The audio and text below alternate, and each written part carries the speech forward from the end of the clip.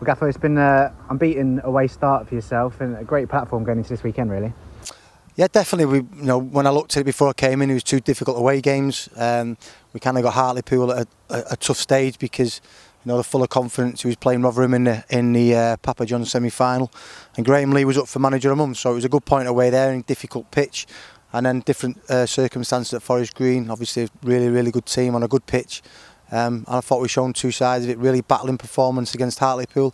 I think at times we've shown real quality against Forest Green. There's been a real quick transition, I think, in terms of the style of play. Are you pleased with how quickly that seems to have come about? I'm really pleased. I have to say it's been pretty quick. There is still, for example, we only had one shot on target at Forest Green, but it didn't feel like that. There was so many opportunities where if we get the last little bit of detail right, then we can create more chances and score more goals. So we're nowhere near the finished article yet. We know that. But I have to say, we've had two training sessions here at the training ground, one up in Hartlepool. So the feedback from the players and the attitude has been fantastic. In terms of versatility, that's another goal. I think that's 3 and 4 for him now. What's the key to keeping him scoring? Well, his confidence should be sky high. That's really good for him. But again, he's just coaching him when to come in, when to stay out wide, getting his body shape when he does come in. But I have to say, he's a really likeable boy first and foremost.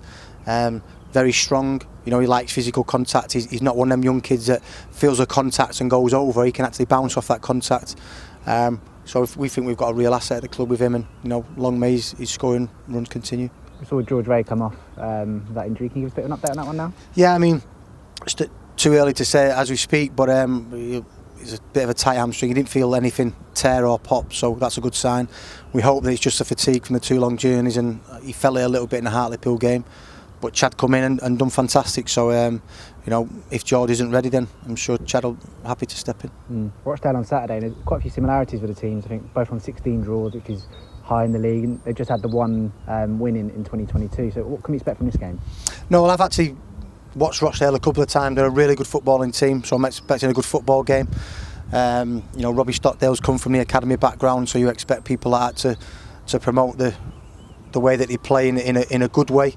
But we're at home. It's my first home game. I want a good atmosphere at the ground. I want the supporters to buy in. I think we've got a really good group of lads, and I think once we get the supporters relating to the players, I think that can be powerful, and hopefully it'll stem for a good performance and a good result. You were touching on it there about being your first home game. Just how much are you looking forward to it?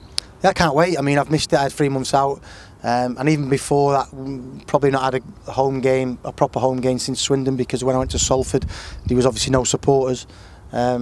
So your home record is your foundations. That's what you build your majority of your points on. So I'm looking forward to hoping we can get a good atmosphere, good feeling around the ground, and a good performance. Just a quick message to the supporters. This Saturday we'll be doing a Ukraine charity bucket collection around the ground.